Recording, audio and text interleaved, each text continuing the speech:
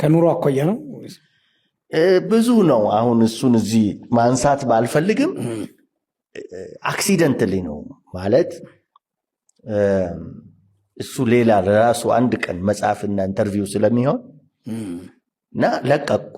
2 ልጆች ወልጃለሁ። አሁንም ልቤ ውስጥ ያለው ፓሽን ነው።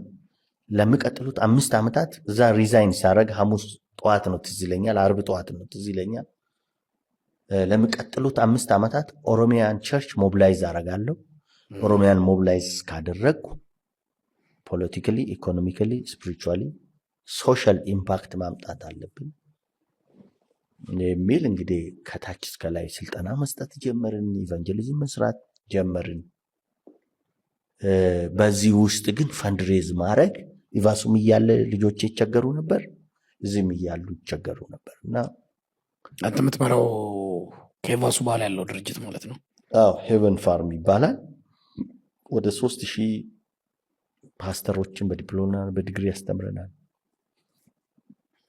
ብዙ ትሬኒንጎችን ሰጥተናል። በጣም ብዙ ሰዎች ጌታን ተቀብለዋል እና ደስ የሚል ነው። ግን እኛ መኮሮኒ ገዝተን ራሱ መክፈል ያቅተን ነበርና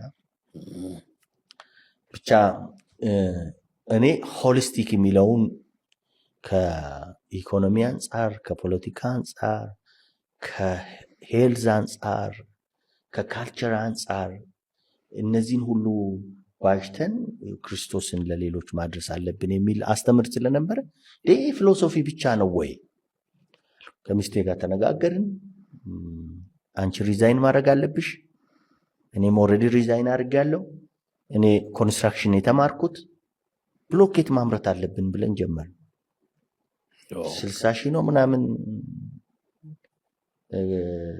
እዚህም እዛም ሰብስበን 30 ሺህ ብር ማሽኑን በዱቤ ነው አንድ ወንደሰን ይባል ልጅ በዱቤ ሰጠኝ። 30 ምናምን። ስንት ዓመት በፊት እኔ ሳቀ እሱን ትሰራ ነበር? አዎ ኦልሞስት 10 ዓመት ይሆናል። 12 እንደዚህ እና 10 ዓመት እንደዚህ እና በኋላ በብድር በዛ በዚህ አንድ መብራቱ የሚባል ጓደኛ ጥሩ ጓደኛ አለኝ። ሲሚንቶ መኪና ሙሉ ገዝቶ ሰጠኝ። በኋላ እየሰራን ከፈልን እና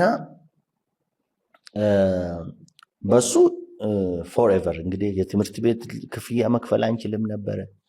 የኔ ስብከት ይልቅ የኔን ሱፍ ይዞ ነበር ሰዎች እና እንደምታቀኝ እኔ ለሐሳቤ ደፋር ነኝ።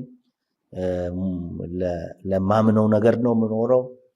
እሱ ደግሞ ኢቫንጀሊካል ሰርክል ውስጥ እንድትጠጋ እና ኦፖርቹኒቲውን ተጠቀም